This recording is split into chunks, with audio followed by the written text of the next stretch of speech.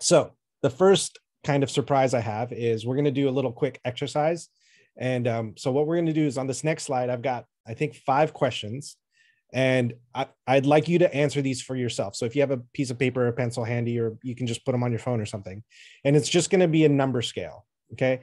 And some of these might be kind of funny, but just look at them, answer honestly as best you can. And then I'm going to have Mike answer them and we're going to talk through them. So here we go. Here are my questions for you. So on a scale of 1 to 10, 1 being never, 10 being always, during the composition process, I'm considering what the audience would want to see or hear. I'm considering what the judges would want to see or hear. I'm considering what the members want to perform. I'm considering what other ensembles have done in the past. If I'd have a strong opinion on something, I'm very persistent.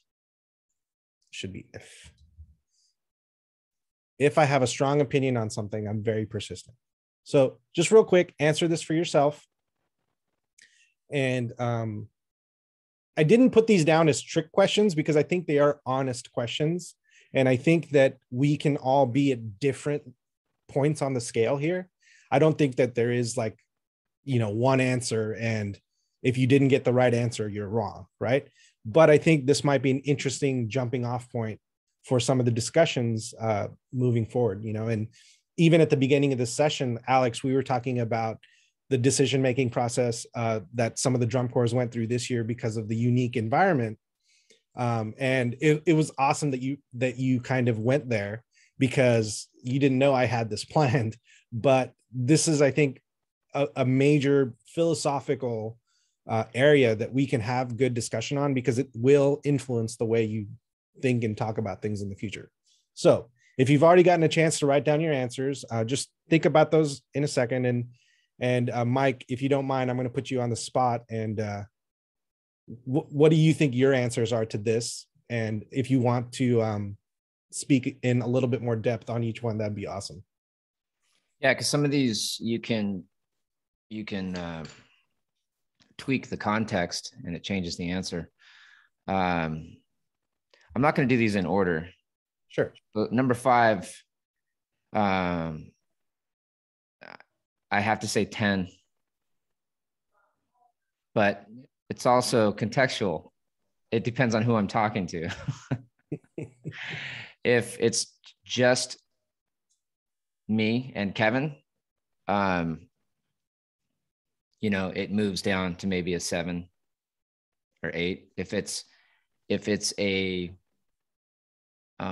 someone who is more of an administrative specialist, like a non-designer director. I know there's hybrids all over, every ensemble's different, but there are some directors out there that have nothing to do with the design process.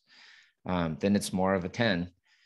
I'm always aware of the room and also the wisdom that's in the room. So you never want to bulldoze somebody, or I don't think you should have like, this is the way I am. And then you operate that way, no matter where you are. It's dynamic. And if I'm in the room with Jay Murphy and Jay Bocook, I'm listening more than I'm talking probably. But I'm also confident in my thoughts, and I'm also aware that I have thoughts and skill sets that they don't have. So I can offer or improve upon something. But in general, if we just take this in a vacuum, I say 10 on number 5. Number 4, this one was interesting because I wanted to say 1, but then in reality, I think it's a 10. And here's the caveat. Number 4 would be a 1 if it also included researching what other groups have done in the past. I don't go out and look for it. But if you said, hey, I'm thinking about doing Phantom of the Opera or Rite of Spring, no, and I never want to write those again. So it's a weird counterintuitive answer, I think, because you want to say, I don't care what anyone's done in the past because we're going to put our own spin on it. But I do think it's valuable to know what's come before. And yeah, you might have a cool idea that you want to put your own spin on. So it's not a black and white rule, but I would say just out of the box without going and, searching for things. I think I'm a 10 on that. And what's interesting is there's a website out there. I'm sure you're aware of it. It's the, is it corerepertoire.com? Core reps or something like that.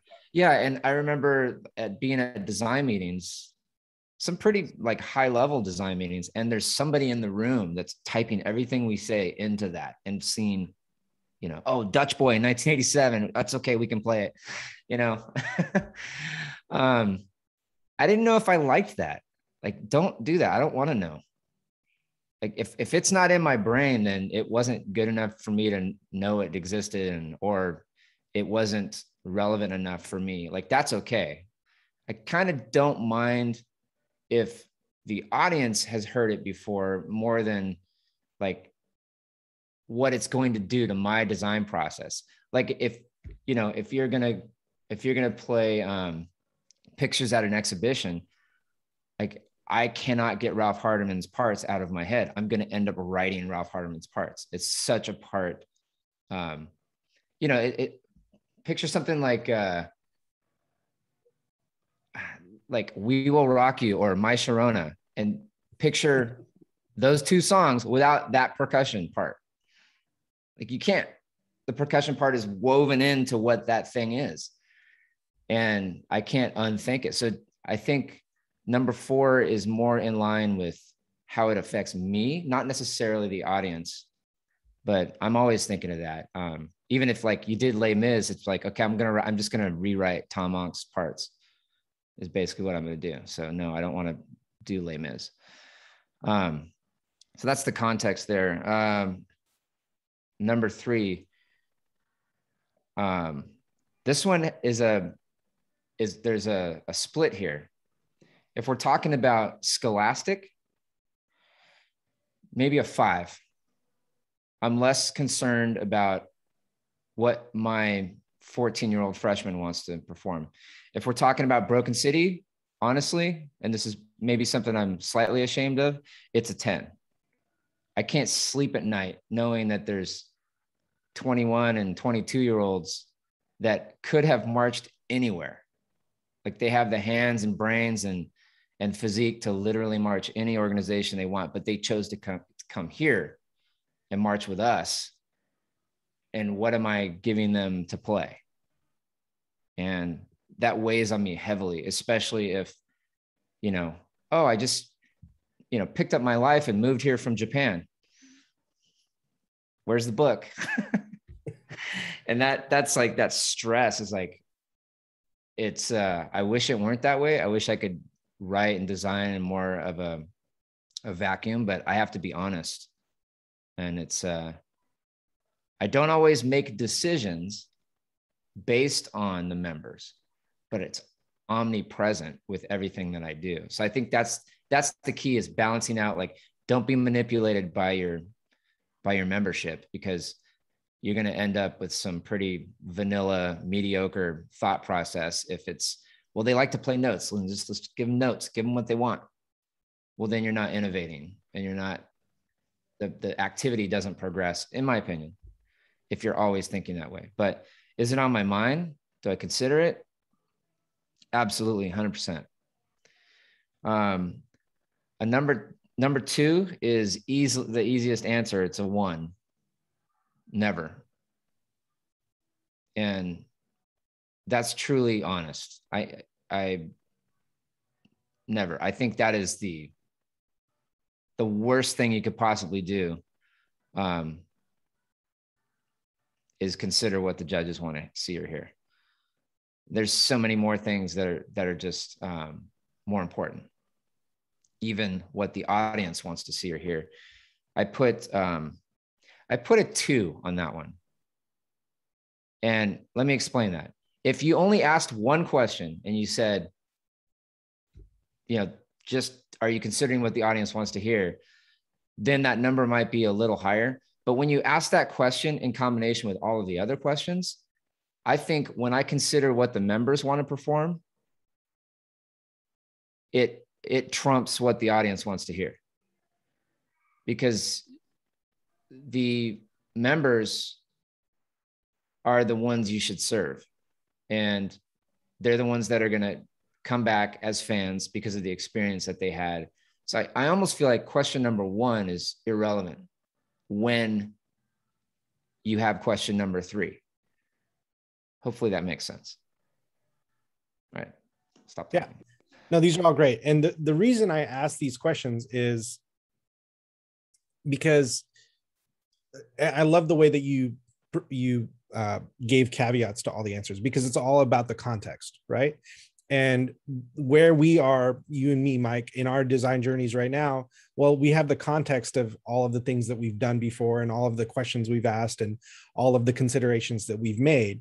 And so it's interesting to look at this list, knowing that for me, my scale has changed over the last 20 years on some of these questions, because where I started and then what experiences I went through and what I've considered and what I've thought about and talked about have led me to, flex on some of this. And so it's okay, in my opinion, to leave room for, being able to move up and down the scale.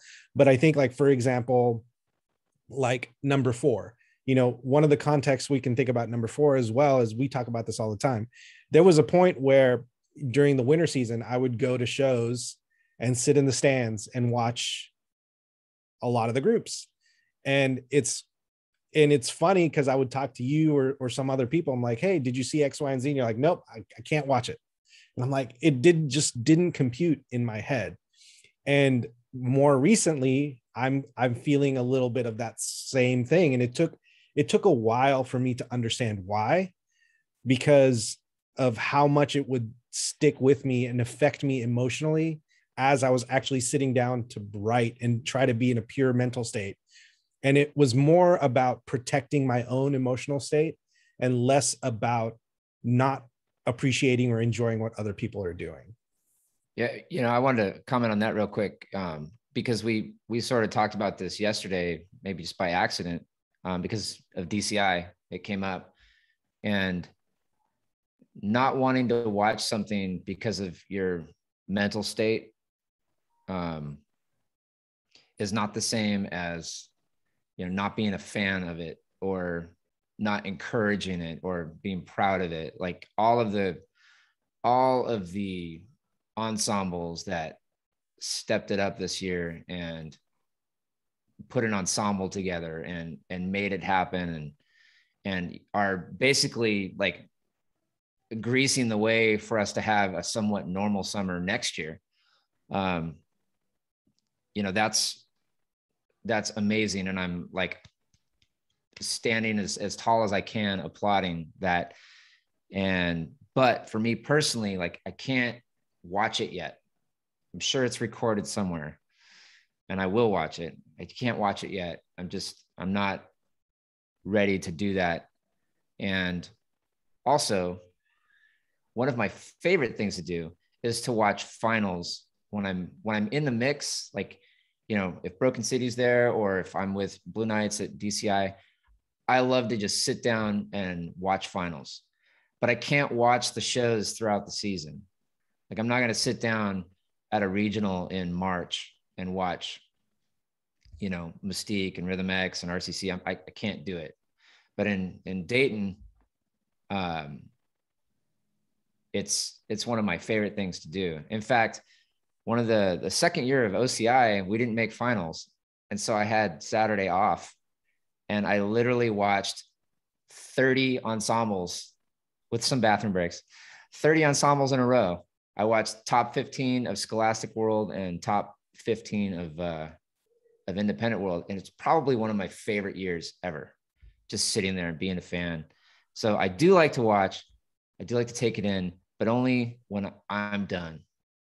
Like if I'm in the middle, if I know I have to stage tomorrow, I got to stage a minute and a half on the floor. I can't watch another group. I can't do it. So I think protecting that is, and then not feeling guilty about it is a process. Like, it's okay for you to not want to watch other groups. It doesn't mean you hate other groups. It doesn't mean you're toxic, you know, in your competitive nature. It has nothing to do with competition. It's just protecting like your members, because your members are going to get the repertoire from you. Like, you're creating this. You owe it to them to give them unfiltered creativity and not be tainted by anything, like your mental process. And we're all wired differently. Maybe it doesn't bother you guys, but it's something that is a big deal to me. Like, I have to navigate it. So yeah.